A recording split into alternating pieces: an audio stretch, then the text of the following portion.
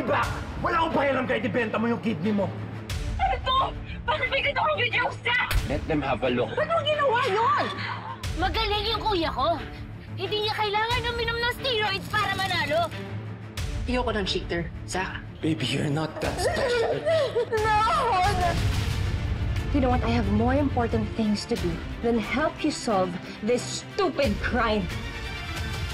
Yung huling pagkikita niyo ni Zach, di ba na doon ka sa bistro noon that night? Kasi inyo po to, di ba? Paano punta sa ito? Naiwan niyo po nung isang araw. How are you sure na planado yung murder ni Zach? Tinamper niya yung lighter ng biktima. Wait, so kilala niyo na ba kung sino yung gumulaw doon sa lighter ni Zach? Ang theory ko, it is someone from the gym. Restroom lang ako sandali.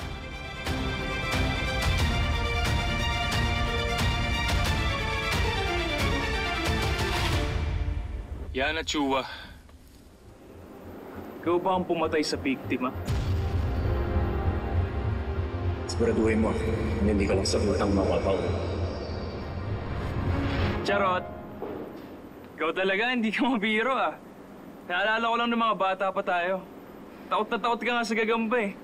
Pumatay pa kaya ng tao? Sabi ko na nga sa'yo, it's not funny eh. Uso kasi ngayon sa balita eh. Nahinig ka lang ng utang, pinatay na. At sino may sabing may utang ako? For your information, bayad na ako kay Zach. Wala na akong utang sa kanya. Pati nga resibo. Excuse me? Privity of contract. Ano? Privity of contract states that only the parties directly involved have the rights and obligations under its terms, including the responsibility to disclose the fulfillment of those obligations. O ano, i-translate ko sa yung Tagalog. Ha? Naintindihan mo? Ano? In short, wag kang sawsawero. Ano? Ano? Naintindihan mo? O hindi mo naintindihan? Sabi mo? Ano? Papatol ka sa babae? Gusto mong pumatol ako?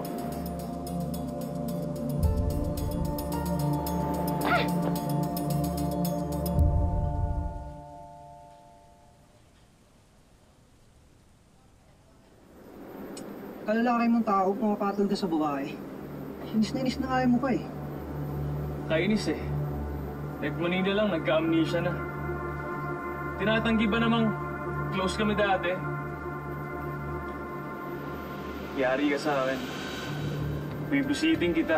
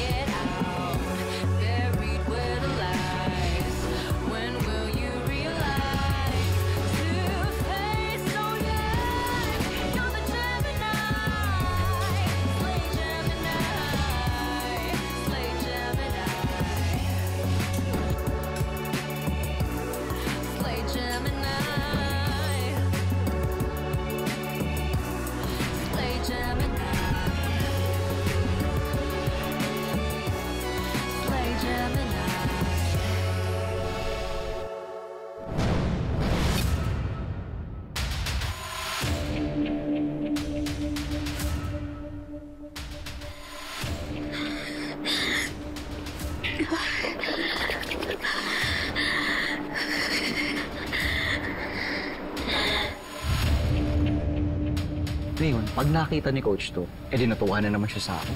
Tapos, pag natuwa siya sa akin, bibigyan niya ako ng laban. Eman! Coach! Eman! Yes po! Yes, Coach. Pagawa mo nga to. Nasira yung screen eh. Sige. Coach, ano na po pala? Syempre, nilinis ko na rin po yung incense holder nyo. Pansin ko kasi, maalikabok na. Tsaka puno na rin po ng abo. Pinatan ko na ho ng buhangin. Wala akong pake.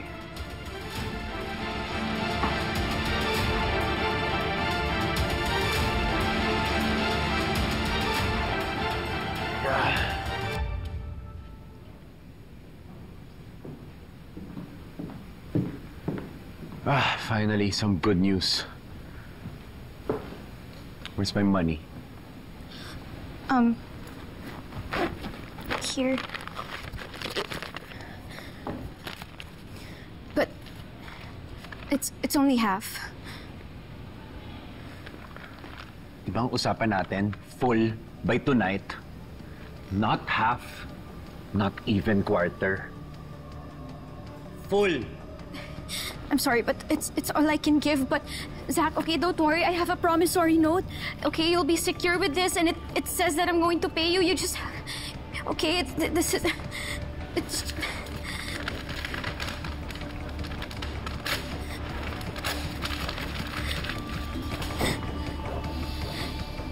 That means nothing to me. Oh, good news for you. It's only 7 p.m. Meron ka pang 5 hours. Pay me in full.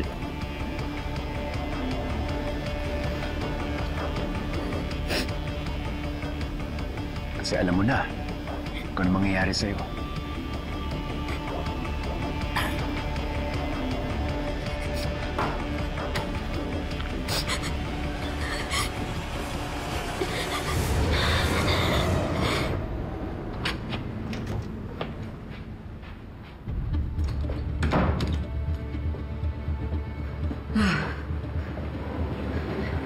Alam na nila yung talk na sa lighter, Kiko. Sumunod ka, please.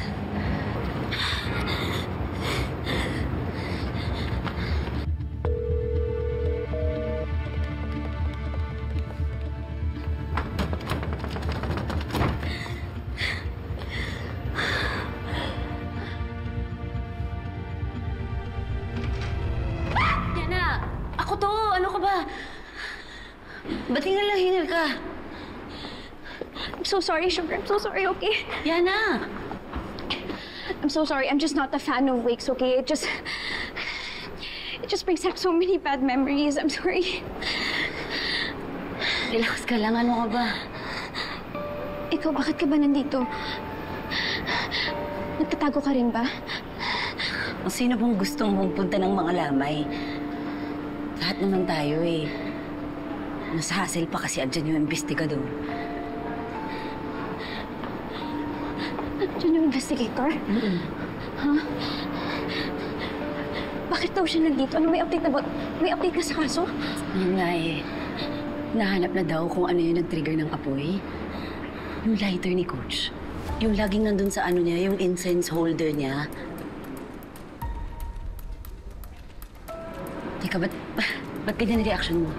May alam ka? May naalala ka? Sugar. Ano? Ano yan? On the night of Zach's murder, okay, Zach was talking to someone. Sino? Pinapaayos niya yung incense holder. Kanino nga? Kanino? Sa trainee niya. Sinong trainee? Ang dami nila. Eman! Coach! Eman! Yes po! Si Eman! Si Eman! Si Eman! Kailangan mo sabihin yan. Sabihin mo sa investigador yung nangyayari. Paano kung si Eman yung suspect? No, Sugar, I can't. Okay, ito na po na pito. Ito na po. Ano ka ba? It's okay, Miss A. Ano ka ba? Yan, makinig ka sa akin. Diba ang mga lawyer, kailangan... Gusto nyo matapang kayo. Gusto nyo nagbibigay ng hustisya sa mga kaso. Sugar, I'm scared. Okay? What if balikan nila ako? Hindi ka niya masasaktan kung nakakulong siya. Kaya magsalita ka. Pag sinabi mo dun sa investigador lahat, mahuhuli na yung suspect. Mabibigyan ng hustisya si Zach. Matatahimik na tayong lahat, Yana. Lalo na si...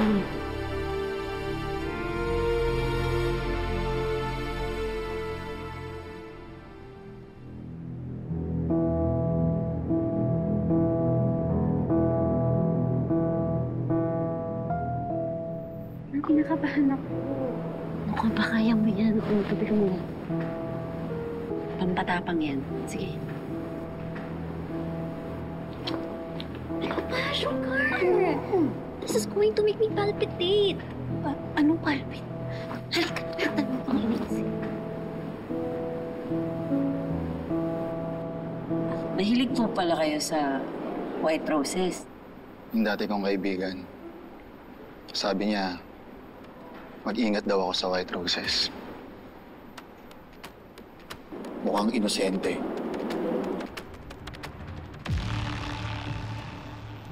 Pero pag hinawakan mo, matinik. Nakakasakit.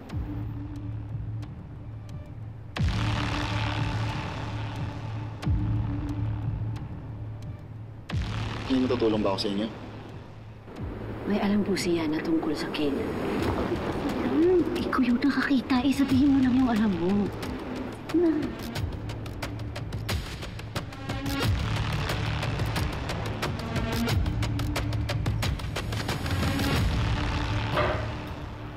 Kuya, saan pa? Sir, di ba mainit eh? Pasensya na. Pabilis na lang na. Ayun lang, sir.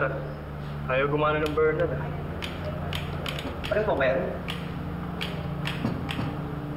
Baka magawa ko pa yan, ha? Ay na nga. Yung Eman? Trainee? Siya yung huling humawak ng incense holder? But how is that possible? Trainee siya, hindi staff o utility sa gym. Exactly nga, Inspector. Kaya nga he's so suspicious. It's not even his job, pero ginagawa pa rin po niya. Hindi po kaya na baka it's part of his plan kasi may plano siyang gawing masama kay Zach. Laging napapagdiskitahan yung Eman na yun sa training eh. Pagkatapos nila mong training, lagi kayang bugbog sarado yun. Inspector, I will testify that I am telling the truth. Okay, I was there. I saw him talking to Zach about the incense holder.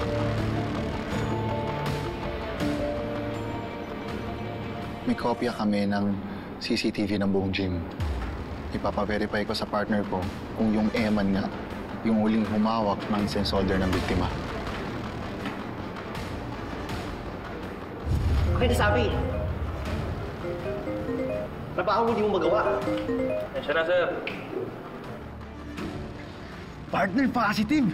Si Eman nga yung nag-ayos ng incense holder sa Glass Studio. Andito sa CCTV. At malamang siya na rin yung kumalikot sa lighter ng biktima. Sige.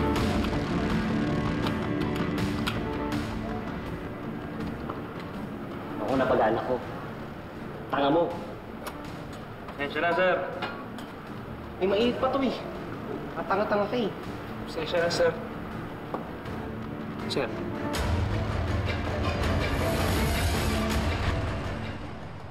Kuha yan ng CCTV isang oras bago masunog si Zach Zamora. Maliban kay Zach, ikaw lang ang pumunta sa loob ng Glass Studio. Lahat ba ng MMA trainers ginagawa yan?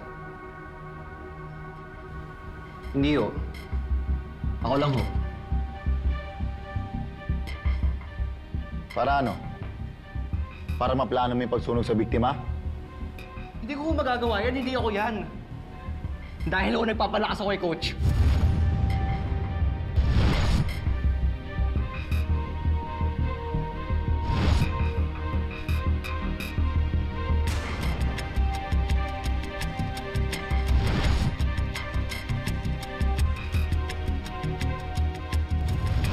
Nakaset up na po lahat. Lahat po ng gagamitin nyo para sa live nyo dito na po. Pinunasan ko na po yung sahig, pati yung salamin. Okay na po Tanggal lahat. ka ba ng sapatos? Yes po, katulad po ng sinabi nyo last time sa akin. Good. Alam mo, you have what it takes to be the next MMA champion. May iba kasing trainees magaling nga, pero pasaway. Pero ikaw hindi. You know how to obey the boss. Coach, salamat ha. Hindi po ako pinakamagaling sa mga trainees. Pero pangarap ko pong makalaban. Kaya ako nagpapalakas kay Coach. Finally, solve na din natin yung kaso. Actually, hindi pa. Well, after ng interrogation, yung inspector mag-file pa ng report. And then isasubmit pa niya yung complaint sa prosecutor. And then kailangan pa mag-file ng warrant. And then kailangan pa natin hintayin na... Uy, yan relax ka lang. Ang importante, meron lang suspect. At dahil sa atin yun...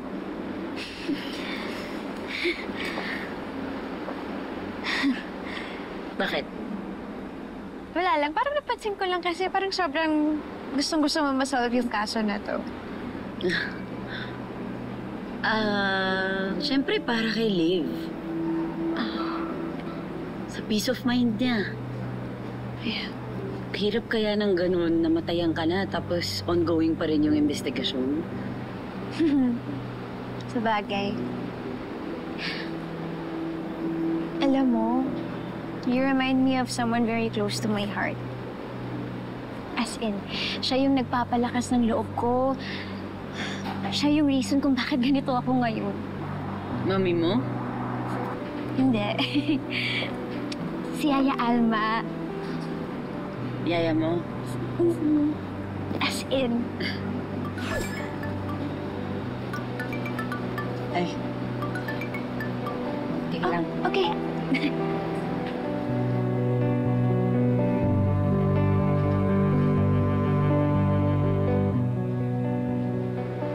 Alam mo,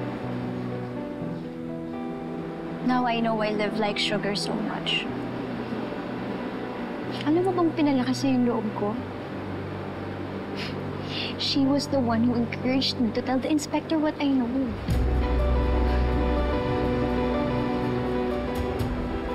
Interesting.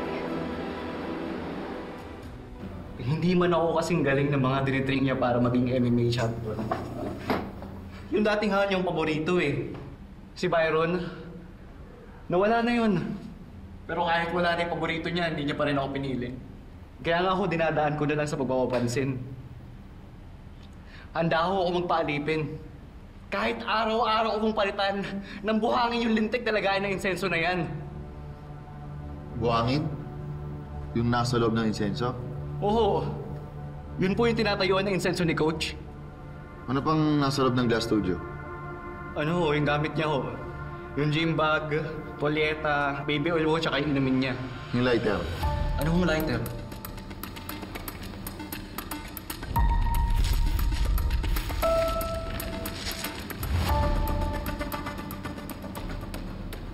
Pabaligod nga ako. Saan niyo ho nakuha yan? Yun po yung lighter ni Coach eh. Yan ho yung nawawala. Alam mo yung lighter na to? Bago ho mamamatay si Coach, ibinili niya sa akin yung lighter na yan. Palitan ko daw ho yung lighter fluid kasi ubus na. Kaso hindi ko alam buksan yan eh. Anong ginawa mo? I know, nagtanong-tanong ho ako. Ang komplikado eh. Ang sabi, kailangan ko daw ho ng maliit na screwdriver para mabuksan yan. Sige, sabi sa'yo. Yung kusinera ho namin, si Sugar ho.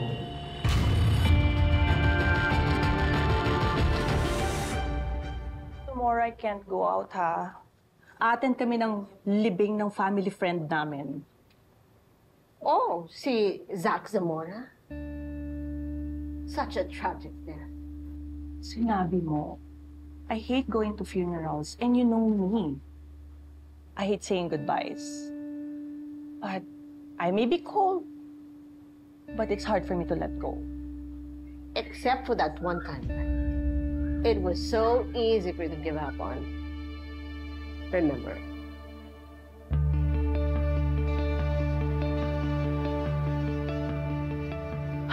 You know what? I had no choice. I had to let him go. Kahit mahirap para sa akin. Alang-alang sa pamilya ko. Do you think they have any idea? Wala. Wala silang idea. At hindi nila pwedeng malaman to, okay? This is one secret I will take to my grave, okay? You got it, girl.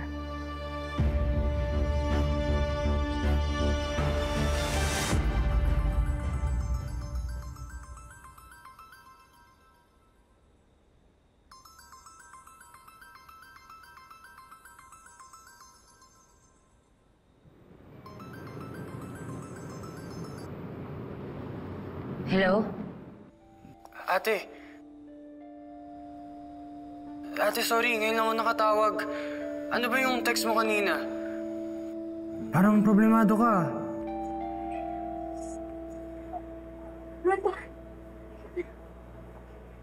Punta na natin si Sugar. Bakit ba nagmamadali ka? Lourdes, walang mangyayaring masama kay Sugar. Hindi siya matutulad kay Byron. Hindi ko naman yung pinuproblema eh. Ba't ba kasi hindi ka sumasagot sa akin kanina? Hindi naman importante. Naayos ko na din naman yung problema, ah. Wala nang hahabol sa akin. Eh di ba, nasa Maynila si Sugar? Malapit lang siya dun sa mga taong tinalikuran na natin. Sa mga taong nilayuan na natin. Just a second. Okay. Diyos ka. Eh sana nga hindi ko na nga pinayagan si Sugar umalis. Huwag mag-alala. Matagal na yon. Hindi na nila makikilala pa si Sugar. Roldan eh. Natatakot ako. Natatakot ako eh. Kasi baka pawiin sa atin si Sugar.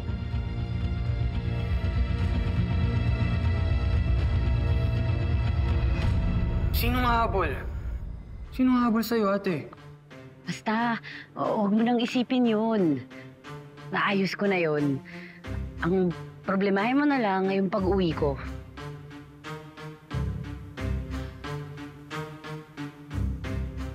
Sugar?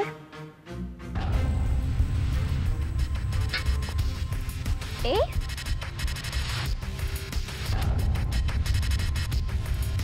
Uuwi ka na? Sinabi ko na nga sa'yo, di ba? Oo, uuwi na ako. Tapos na yung mission ko dito. Anong mission niya? Ate, ano yun? Sige na, mamaya na kita tatawagan ulit. Bye-bye. Sinundan mo ba ako?